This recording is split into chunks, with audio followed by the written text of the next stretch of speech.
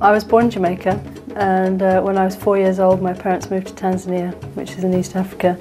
I decided if I really wanted to be a proper artist I'd better get off and do it on my own. I was about 22, 23, and I went off and I went to Italy for 2 years because I decided that was where the great masters were and if I could learn a lot of stuff from them. I went to Florence and basically started painting portraits of people in the streets and trying to sell on the streets, and found somewhere to live and spent hours in the museums. And then I moved out of Florence and lived in a smaller town and just did a lot of paintings of the farmhouses and sceneries, and I used to sell the paintings that way.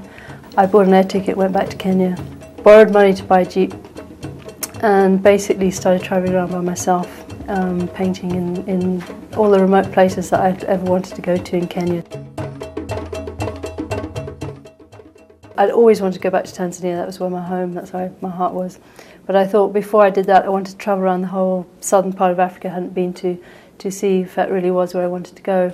So I did a 6-month trip, again by myself, in this little jeep, and I went down Tanzania, Malawi, Zimbabwe, South Africa, Namibia, Zambia, and then back through to Tanzania. When I came back I knew I wanted to be back in Tanzania, and I've been there ever since. I don't know many artists who live out in the field and paint from life, and to me that's the whole joy about what I do, is the experience of being there and trying to get the essence of what one's looking at and trying to put it on paper.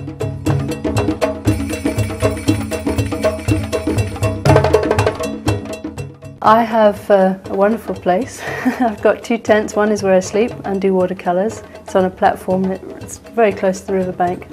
And then I have another tent which is for my oil paintings. This is just the most beautiful spot. I get elephants drinking in my front yard and giraffes watch me while I have my shower, and it's birds everywhere, and it's fantastic. And so I'm sketching all the time. And that's really what takes the time with the painting, is the research that goes into it. I don't use photographs. And so I thought, well, why not take out a collection of these and make them into a book? It would be a way of keeping a collection of sketches together and telling a story about Ruaha National Park.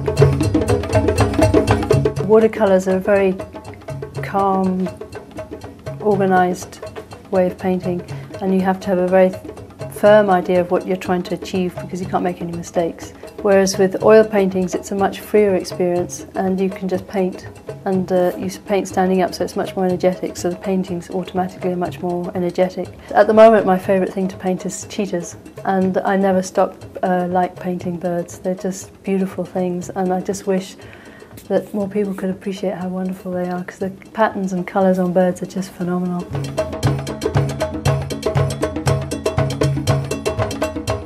The most important thing is to learn how to draw, so that you get the depth and the feeling of what it is. It doesn't matter what kind of art you want to pursue, but if you can draw anything that you want to paint, you can do anything that you want. Every single day is a new day, and every single painting I do is a new painting. You never paint that picture that you're trying to do. That's why I think that's what's so juicy about painting, is that you can't stop painting because you never paint the picture that you're hoping it's going to be. So this one is going to be the one, you know, and then you've done it, think, well, I could have done that a bit different, and you want to do a next one and the next one, and that's why it's so challenging. The best feeling in the world is painting.